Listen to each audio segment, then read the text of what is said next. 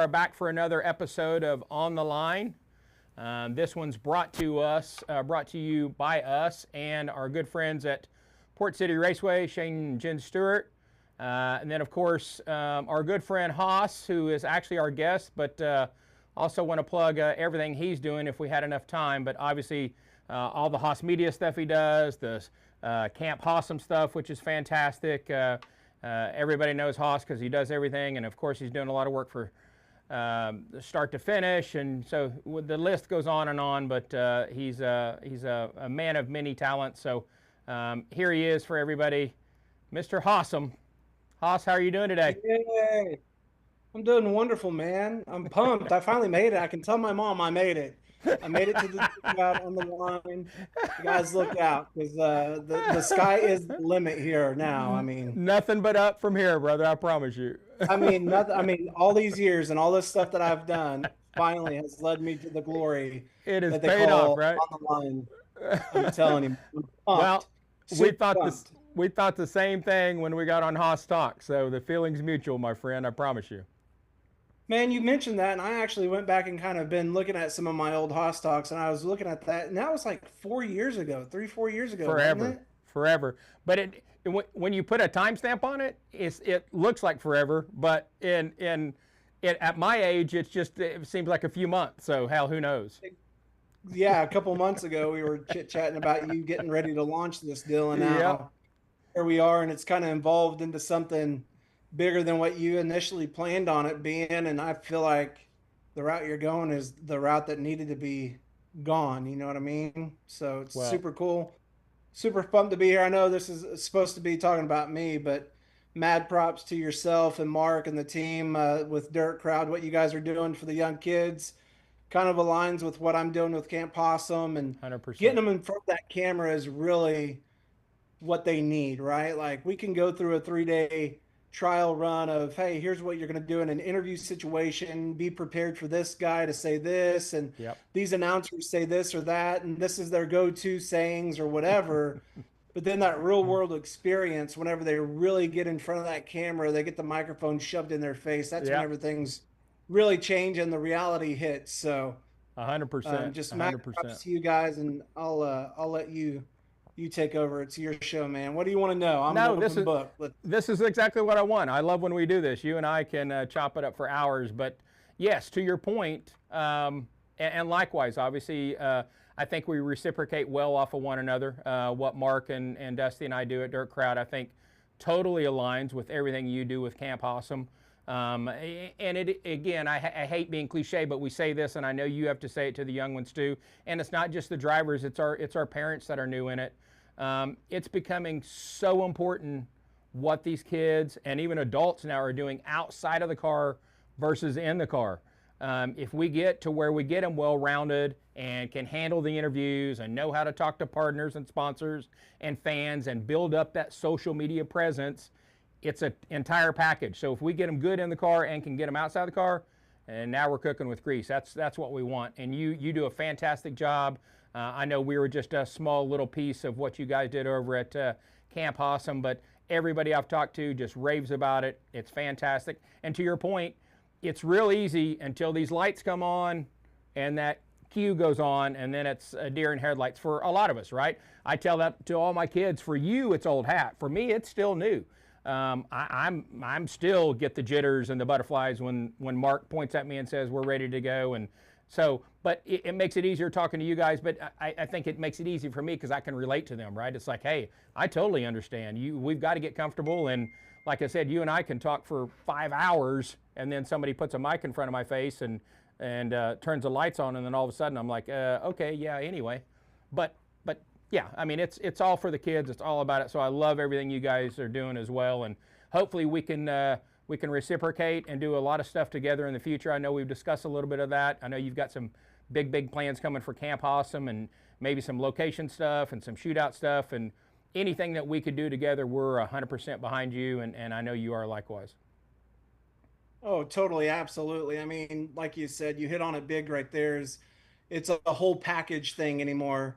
Whenever you can bring a sponsor to a table, to a team, to a ride, whatever you may have, you get the opportunity to showcase your talents not only on the racetrack but off the racetrack, and then being just in general an ambassador for the sport is huge too. Yes. So that is what makes the major difference in the whole scheme of things. There's so many different organizations, whether it be Toyota Racing or Ford or Dodge or all the manufacturers. They have all their coaches and their speech Right. coaches and their physical coaches and their mental coaches, and all this stuff goes into one big package. And I try and want to give these kids the early advantage of, well, this kid's already got some vocal coaching and he knows how to speak up and she knows Right. how to answer questions and she's good under pressure and he knows how to do this and she's really good at this situation. We only have to focus on just a little bit of maybe mental stuff, or we need to focus on their driving habits off the Right. track or whatever the case may be. Yep. That's where I think that we're kind of hitting a home run. There's people out there that have offered services such as what Camp Hossome does, but it's always been at a pretty hefty price. Right. And Right. without sponsors, without people helping me, I wouldn't be able to do Camp Possum to the fullest extent that we do now. I mean, this year alone, we had 26 kids come through the camp for 3 days. So that's 3 days of lunches that were covered. That's 3 days of drinks and snacks and learning materials and stuff Yep. to take home with them. It was gifts from different sponsors. It was candy. It was cookies. It was cake pops. It Right. was all this stuff that came into one whole kit and caboodle, and it was at no cost of them. You know, mom and dad maybe had some gas money running them up to Port City, and Sure. Shane and Jen letting us to crank the AC down, and I only got kicked back on that once. But man, it was hot outside. But nonetheless, that's just part of Camp Possum. It was just kind of a wild brain idea that I had, and I spouted it off to Brandy, my fiance, one afternoon. We're driving to a race somewhere, and I was like, man, it'd be really cool to work with the youth and get involved, because that's just something that I've always had a passion for, is watching the kids grow up through the ranks and kind of watch them move up and become better racers, but then Yes. they still have troubles talking because they either get shy or they get nervous or they don't know how to react to somebody. Right. And I'm like, man, we could do something for free. I Sure. guarantee Shane would be on board with Port. And I was like, but I would have to have some learning material and some a workbook or something like that to go along with a lesson plan for each day, and trying to get people to come on board and sponsor the deal so we could feed them so they wouldn't have to bring a lunch and they wouldn't have to pay anything. And so next thing I know, a couple of weeks later, it kind of fizzled off. A couple of weeks later, she's like, hey, look at this. She sends me like 15 pages. I'm like, what is this? She's like, that's your Camp Possum workbook. That's where we're Right. starting. What do you want to change? And so I read through it and I'm like, well, I don't like this. I like this. And we made changes to it. This year it ended up being 50 pages long. Wow. And it it entailed a lot of making the kids physically write stuff down to where they could memorize their bio, memorize some of their sponsors, Sure. memorize where they're from, their hometown, their name, their car number, to try and break it down to being able to rattle that off at any point, anytime that they're asked. And we've already seen a lot of parents messaging us and going berserk over, my kid's totally different night and day in just 3 days. And so with this year, moving into this year, last year got cut kind of short because I had to go to the ER. Long story short, it was nothing and ended up being nothing. But nonetheless, I had to cancel the last day of camp. So I was like, man, those kids, I'm not done with them yet. And I still feel like I'm not done with them. My first year kids, my Sure. second year kids, I just want to continue to be able to add on to the deal. We've almost outgrown our space at Port City, but I want to grow this deal into something bigger and better. And so whenever Tom Hahn and Emmett called about the shootout sponsoring this year, I'm like, holy crap. Like, you get the approval of the Hahn family Yeah. Yeah. and they become part of it. So right now we're kind of still in the early planning stages. We're going to do something at the shootout. I don't know how big it's going to be. We don't know to what extent it's going to be, but move-in day of the Tulsa shootout, one way or another, there's going to be some type of a Camp Possum boot camp, and we're just going to go to the grindstone, get some work in, get them acclimated, get them comfortable, get them talking. And then the other thing too is now they start to mingle with other drivers, Yeah, and that helps because let's face it, in our world, there's bullying. There's bullying everywhere we go. I get bullied all the time. Talon Turner does it nonstop, right. but that's because he's my friend and he's supposed to bully me every time, every now and then. But nonetheless, I want to teach these kids that it's not cool, but if they have a problem, that they have someone that they can go to, whether it be a fellow racer that they meet at Camp Possum, or every single one of the kids also has my cell phone number. They have my email. They can reach out to me anytime. And I've already had I don't want to say like 5 or 6 of them reach out about different things of working with sponsors and everything else. Sure. So that's kind of another system. And then the ultimate goal for next year, if we can get the sponsorships and stuff to go the right way, is I want to be able to take Camp Possum to Pennsylvania, to California, and then do one in Oklahoma too. Because the fact of the matter is there are so many kids that want to come to Camp Possum. Like I told 17 or 18 kids this year that I just don't have space for you. I'm Right. sorry. Right. And trying to whittle those down whenever those kids are showing interest, the parents are showing interest, makes it super tough. And then just the fact of there's a kid out in Pennsylvania right now that's a stud at driving, but just needs that little bit of motivation, that little push Yep. to, go the distance whenever it comes down to the overall, speaking and performance side of things. So that's the ultimate goal there with Camp Possum. I mean, I just blabbered on and on and on about it, but I can't say enough how much it means to me to see the kids progress, and that makes it all worthwhile. I mean, we did 3 days, and I was down there at 7:30 in the morning. Kids started showing up around 8 or 9, and we would go from 9 to 5.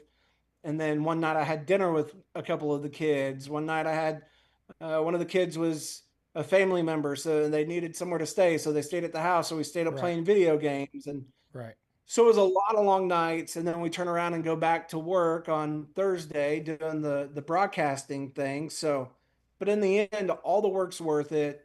I cried like a baby in my little recap video, and it's Well, because I cared. It was fun, and I didn't want it to end just like the kids didn't want it to end. no, 100%, and that shows your passion, Hoss. I mean, that's one of the things I think you and I have talked for years, even pre Camp Hossum, right, and pre Dirt Crowd. That me definitely, but us being the OGs and the old heads, I've seen the Shane Stewarts of the world. I've seen the Darren Pittmans. I've seen, we've all seen the Ryan Tims, and lately the Pursleys and all them. But you just think, you go back and it's the same thing when we first started Dirt Crowd. Shane was like, I love the fact that you're trying to create a blueprint, because we didn't have that when we were driving. We had no one trying to help us interacting with potential partners and sponsors and fans. So I feel exactly what you're saying, and I feel the same way. For us to bring somebody in here, to bring in some young kids, and they get headshots and hero cards, and they're interviewing, and we're setting them down in here, whether it's a behind the wheel segment or it's on the phone like we are with you this is where they need to get comfortable. They get comfortable in the seat, right? It's other things that we need to work on as a group, and we take pride in that because we know how important it is. I mean, just to the standpoint of them, they need partners and sponsors on their cars, just like you do for Camp Hossum, just like we do for us to do this. It's not cheap. We need partners and sponsors. So I think we're all in the same fishbowl. And in racing, we're all in a fishbowl, right? We're all a big family. That's one of the things I like, that I feel 100% confident in, is anytime you need something, if we can put things together, we're always trying to help each other out. And to me, that shows that we do love what we're doing. There's room for us all. We've got different avenues, but we all need different revenue streams, and it's all about teaching, not just even the youth. But we've got Dirt Crowd drivers that are sprint car drivers that are on the High Limit Series and that are on the World of Outlaw. It's amazing how far off we are, especially that generation. What we're doing for the young ones now with Camp Hossum and Dirt Crowd, they're going to be so far ahead. We talk about how many laps young kids get now in the car, the training they're getting through Dirt Crowd and Camp Hossum and Hoss Media and all this stuff. It's going to pay dividends. And it may not even be in a race car, Hoss. It may be in real life. You know, for us right now doing what we're doing, being able to talk and communicate, that's a lost art almost. And I think we're giving them a lot of information overload, maybe even sometimes, but this is real life. You can carry this over into a job application or an interview or whatever it is, and I enjoy that part of it just as much as I do the racing. And that's the other huge thing that we taught them in class is that these writing skills, these verbal skills, this communication, it's not something that's just going to help your racing, but it's also going to go along in school. It's going to go along in your career, whatever path you may take, that this is something that you really need to focus on and you really need to buy into it and really get into learning all that you can now. That was something that I thought about trying to do this year was maybe the last day of Camp Hossome, we were kind of tossing around the idea of opening it up to adults as well, because we give a little bit of information on how to approach sponsors, how to talk to sponsors, just a little bit, because I am in works with some different folks that help with, teaching you the in-depth on how to work with sponsors. But there's a lot of adults, like you said, out there that are still behind the eight ball whenever it comes to giving an interview or sit down or even a victory lane interview. They get kind of stuck on what they're supposed to talk about or what they're going to talk about. Yeah. And so that's something that I feel like even move-in day of shootout, that it's going to be a deal where we kind of break it down by age groups and we have the full turn 3 and 4 grandstands. Section E is going to be for ages 6 to 10, 11 to 14 is going to be this next section, and just go down the row. And well, then who's going to be in the rowdy section?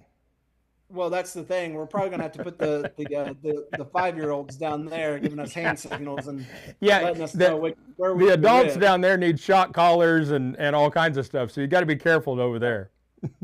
Absolutely. So, no, I mean, the whole package, again, goes back to, yeah, we're all in this together. We're all a big racing community, and we are all trying to go after sponsors. There's enough sponsors out there for everybody, but how do you set yourself apart? Yep. Then, me and you, we're totally different, and so you've got to be able to portray that. You've got to be able to speak that and show that.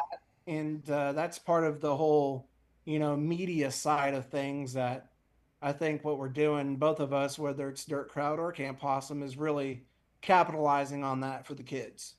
Oh, without a doubt. The days of knocking on a door and saying, hey, I need $500 to put your name on the side of my car, those days are gone. Everybody wants to know what the return is, how many eyeballs, how many views, where are we going to be seen? Can you set up for me? Can you come to the office? Can we do a commercial? All those things. And we still haven't scratched the surface on that. But those are all things that we got to be willing to give back, right? When they're not sponsors anymore, they're partners. And when you're partners, that means we're working together, and you're not only scratching my back, I'm helping you sell a product, and I'm a direct representative of that brand. We talked about that earlier. It's not just what you do in the car, but those cars are rolling billboards. Well, our kids and our adults and everybody that races is a walking billboard. The hat you wear, the shirt you wear, how you present yourself, those are all valuable. It's real estate, and those are commodities that you help as a brand, not only for you, but for the guys that are on the side of your car that you represent.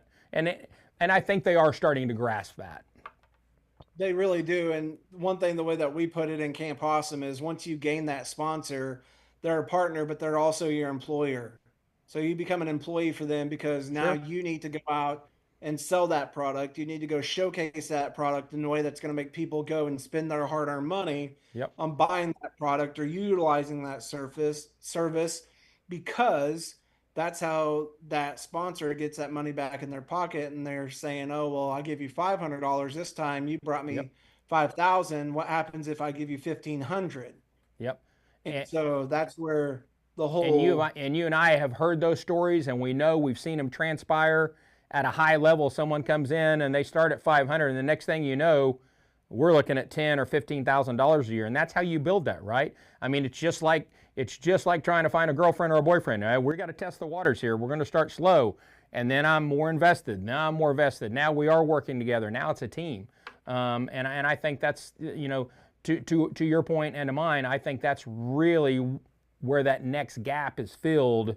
It's not just, I mean, we know many a guy that isn't good in the car, but is a great representative that can fill. I tell all my sprint car buddies, I honestly believe, Hoss, Brian Brown today could field 4 World of Outlaw teams if he needed to. He's that good. He's that good of a representative of those brands. Everybody wants to be on board. You don't have to be in victory lane. It's more about how I present our team, because I am presenting them as a sponsor as well, and your partners. That's more than 50% of it, without a doubt. Now, don't get me wrong, it helps if you're in victory lane every now and then, or you show up and you unroll the car and the car looks clean and great and the trailer's clean and you're presentable and you're out shaking hands and talking to everybody, which again is a lost art, but I think we're getting back to that point where we need to be. And that's a big thing. That's another big thing that we kind of worked with the kids on, is a challenge that I gave to them on the last day was, next time you go to the racetrack, instead of running around with your friends, I dare you to go to the grandstands and meet one new person that you don't know. Yep, 100%.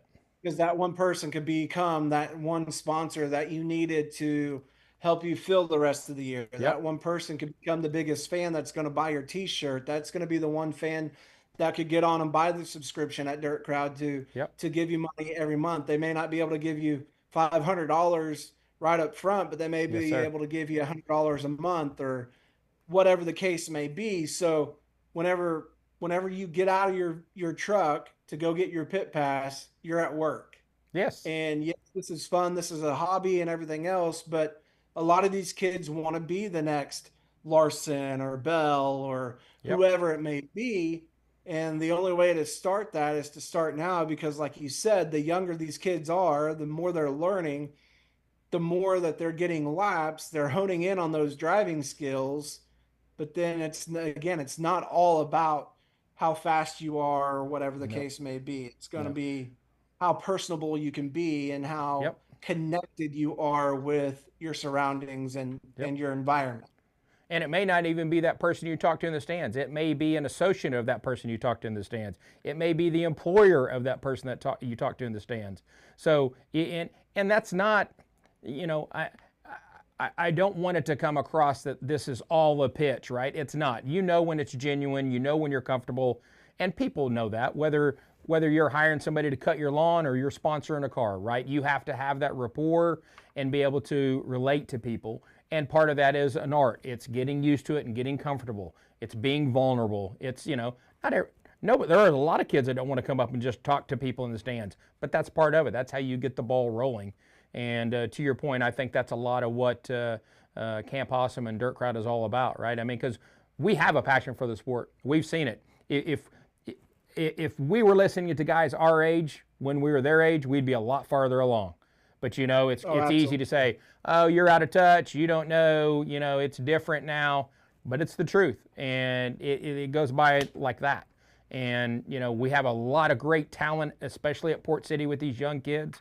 I mean, we talk about just even sprint car, micros, midgets in general. We're so blessed and so fortunate to be fans of the sport right now that I think not only do we have the talent in the cars, we've got broadcasting talent. I mean, you guys at Start to Finish do a great job. Flo does a great job. Rodman and Tony Laporta and all those guys. It is a family, and you want to see them win. You want to see them succeed. And to me, there's enough people out there that you can be associated with that can help us all. We just all pull in the same direction. Oh, totally. And then that kind of leads me to another thing, and kind of moving on in the conversation, is that it doesn't always have to be behind the seat, behind the wheel of the 100%. Race car. There's so much more to motorsports than just driving the race car. And a quick plug here. I was fortunate enough to go to Kansas City a couple of weeks ago and do a project for the Beaver Racing Project, the Vilhauer family, an organization that they've created over the last 2 years. They've bought in, they've made a 501c3, and they're really seeking out those young, talented individuals that want to be involved, but they don't necessarily have the funds to be behind the wheel. They want to get Right. involved with a shop manufacturer, a welder, an engine builder, something along those lines. And the Vilhauers are working with different companies to say, hey, if we help this young kid, this young adult get to you, will you take them on and do a paid internship? Will you do something with them, give them a job? Because Right. there's tons of companies in the motorsports world right now that are having troubles finding individuals that are passionate about the Yep. the sport. Yep. And so their deal is, hey, we'll help you move and relocate to go get this job, and we'll get you into contact and get you this job to kind of help you with this deal. So it just goes to show again that there's so many people that are passionate about the sport that want to build it, because like on a baseball team there's only so many seats to fill, Yep. but we're in desperate, our motorsports world, we're in desperate need of announcers, because that's kind of a dying art. There's not very many kids out there that are wanting to do it. I'm really shocked and surprised. The week after Camp Hossome, there was a go kart race at Port, and JJ Beeson and Brody Stewart and Braxton Stewart went down to Victory Lane, and they did Victory Lane interviews, and I was just Love it. like mind blown Love it. about them taking the initiative to go down there and do that, because there's so many, again, there's a lot of seats that are about to become empty in that realm, Right. and we don't have enough people to fill the seats. So Yeah.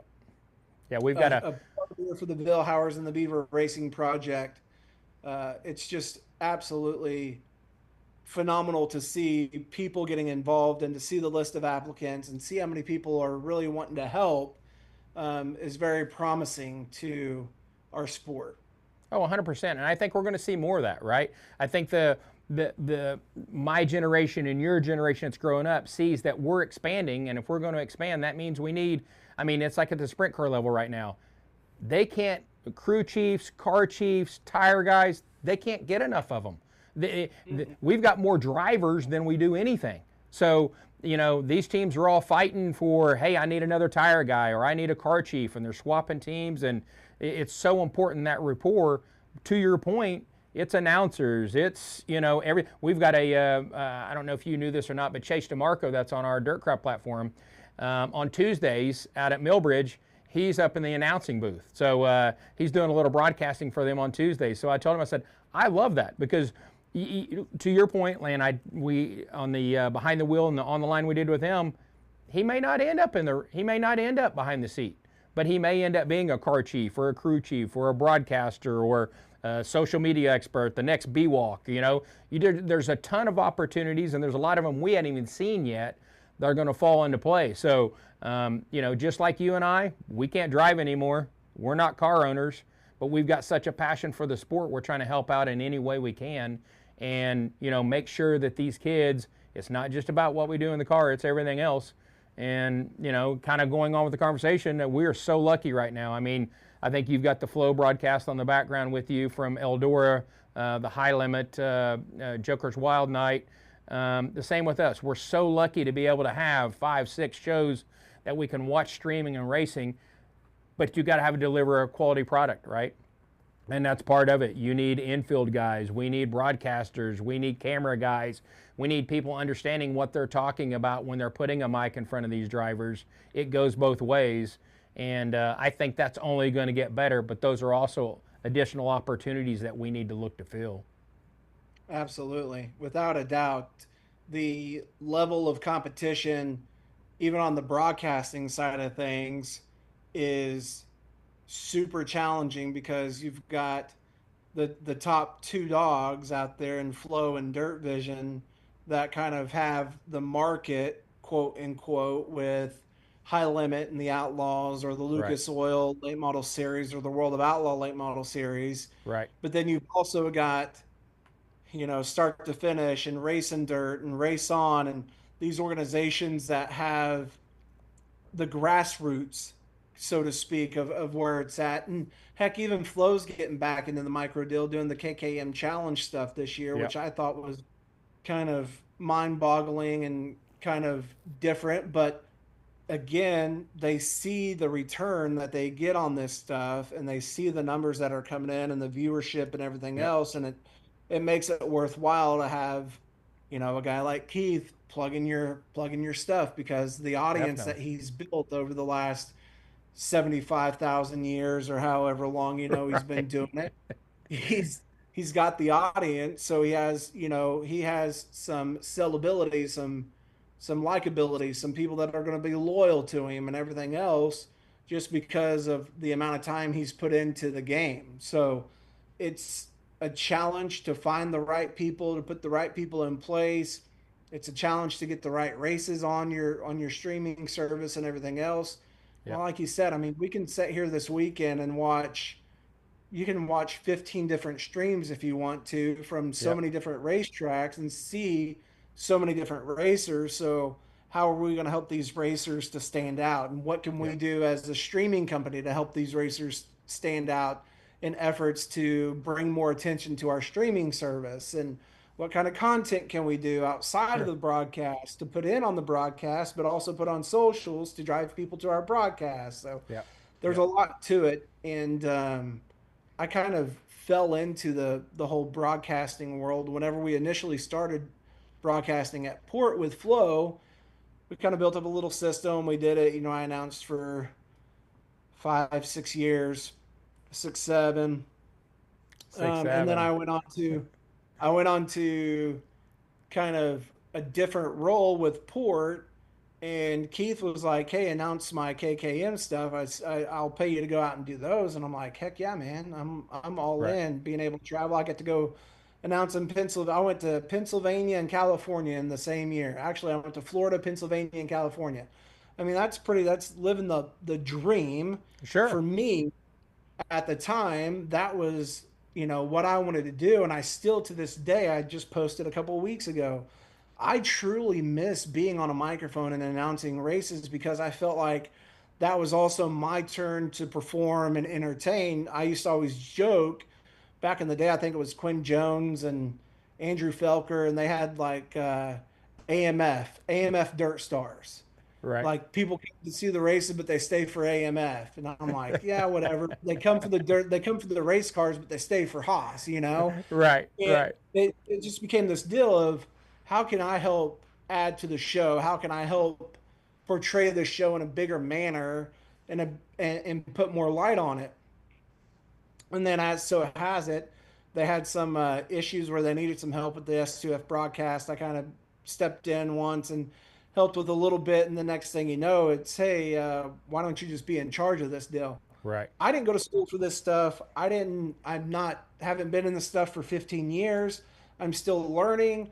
I went to NAB, which is the National Association for Broadcasters, the last year, just to even learn what some other pieces to the puzzle might be that we would need Right. in trying to build this all. And then this past off season, we completely revamped, because we had a lot of people saying, "Man, I wish you were on the Android app," or, "I wish I could get you on my LG TV." Right. And well, with a platform that we were on, it was going to cost us, 40, 50, $60,000 more. And so then we get to look in and research. And so we completely rebuilt the website, apps, and everything in the course of 2 to 3 months, which then led us to have to get new software. So I taught myself Oh new yeah. software for the production trailer. And Yep. then, oh, well, with that new software, now I have to have new graphics. So I had to build new Yeah. graphics for it It's a all. And then domino with that, effect. Yep.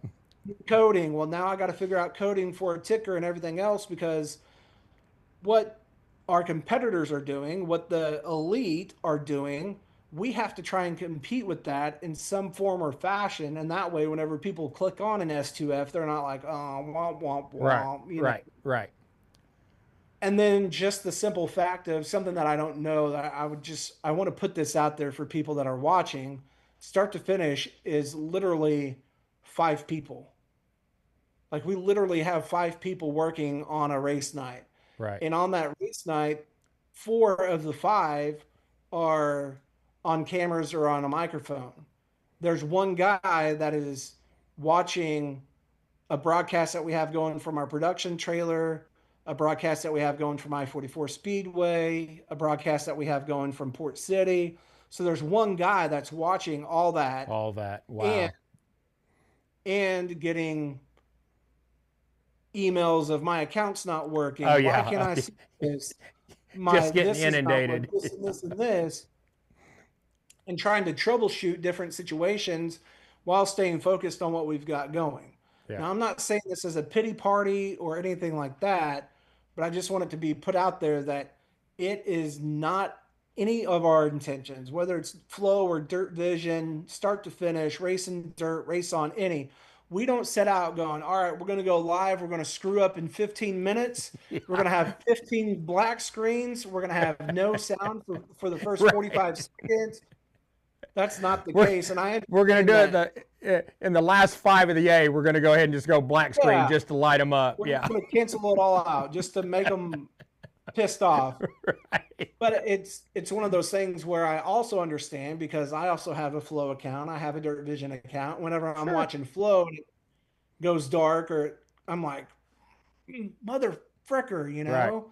Right. But we have to stop, and I just want people to stop and remind themselves that if they're watching at home, they're probably spending less money than having to travel to Eldora. I've never been to Eldora. It's a bucket track, so I watch it every time it comes on the screen. Right. Right. Right. But it's one of those deals where just remember that there's people that are working really hard to make sure that it all goes flawless. Yeah. Yeah. Well, And as a fan, we're so lucky and blessed that I think sometimes it just is an afterthought of what it actually takes, you know. And it was for me, in all honesty, before I started working with Mark and just doing these broadcasts, right? You just think you just turn it on and a screen pops up.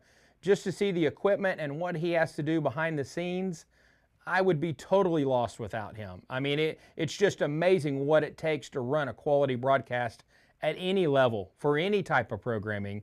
And to your point, I think that's something that if someone could be on the other side of the camera or on the other side of the TV screen or the other side of the remote, like you said, take a little time, take a breath, get up, get something to drink. They're working on the issue, and we'll be back as soon as we can.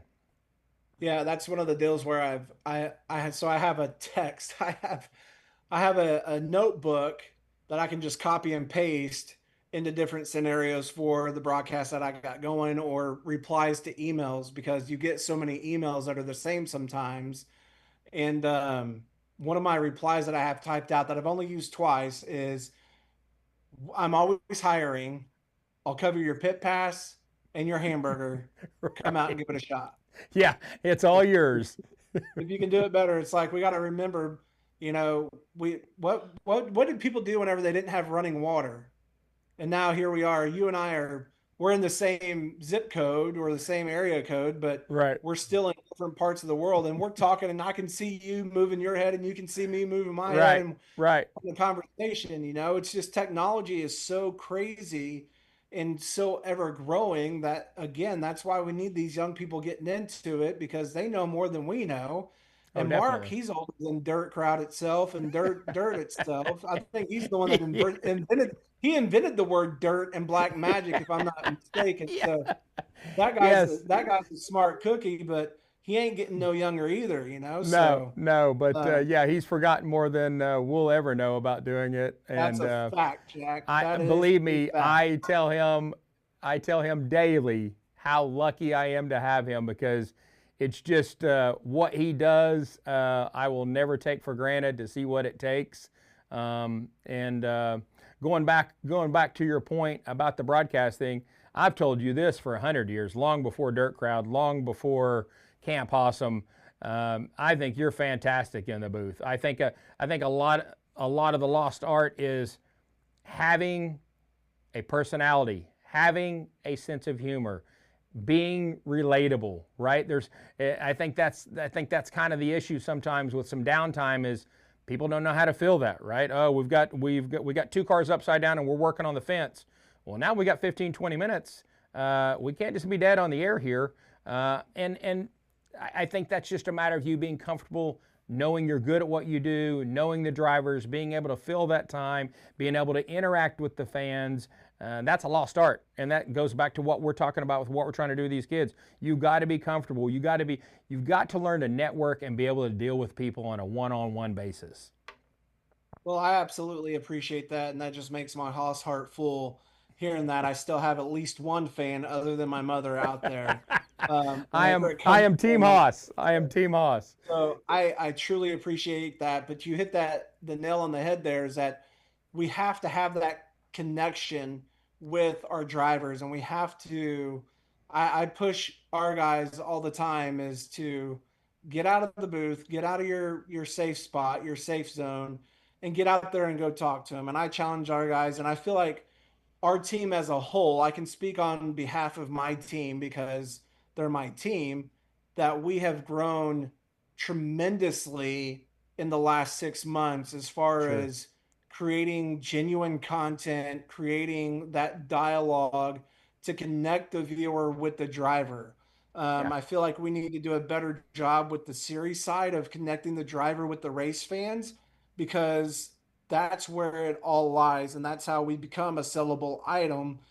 Rico Abreu didn't just wake up one day and have a crap ton of followers and everything else. He had No. to work at it, No. but then also the series that he was with or has been with has taken the time to help push and motivate, whether it be, oh, hey, Yeah. this driver's done, drop this little golden nugget on you that this driver's done this, this, and this. Well, oh my gosh, KTJ's, now I've learned that Kevin Thomas Jr. has X amount of wins with a non-wing car. Now that makes me want to almost meet KTJ even Yes. more or meet an Ayrton Geniton. Flo so happened that he got wrecked and Flo went and did the interview and that interview became gold. And now there's more Best thing people that that happened to him. Yeah. are buying an Ayrton Geniton shirt or whatever. I'm not saying that every wreck is going to become a profitable deal for a Right. guy.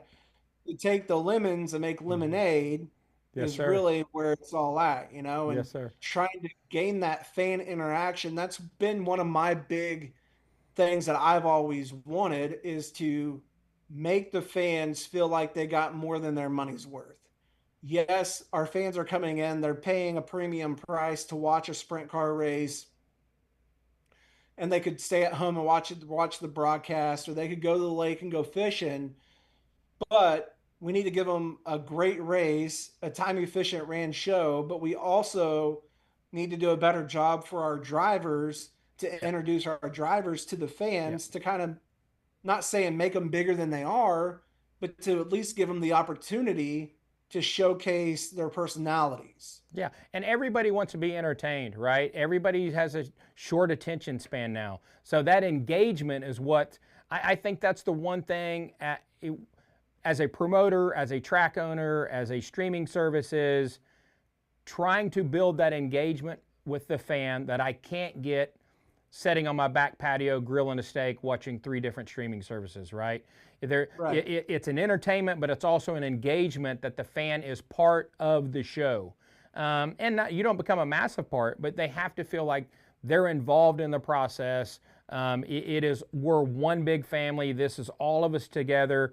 Yeah, we're watching the drivers on the track, but building that relationship, whatever you want to call it, between the streaming service, the series, the track promoter, the fan, bringing it all together, I think is what makes it the complete package. And I think there's a lot of open areas. You and I have discussed this. I think there's, especially in the dirt world, maybe not so much in the racing world as a whole, but the champagne and caviar group for the F1 and Indy 500, they do some stuff that we need to be able to kind of trickle down to the dirt world. And it may not be champagne and caviar, it may be beer and a hamburger or a hot dog, but engaging those fans and whether it's pre-race, post-race, intermission, whatever, providing those platforms where we're all communicating, we're all discussing just like you and I are right now. You and I could do this all day long every day.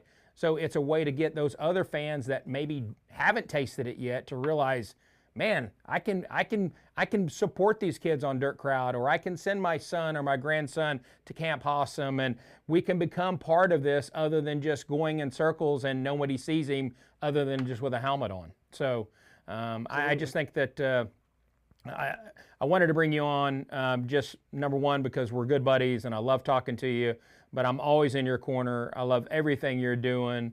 I know you and I have discussed it, but anything that we can do together, whether that means we're going across the country together and putting on those platforms and lunch and learns or camps or whatever it is, just to get more people engaged, we're all 100% on board with you, Hoss, and anything we can do together, we're all in. So I appreciate everything you're doing. I love what you're doing. I love what you bring to the sport.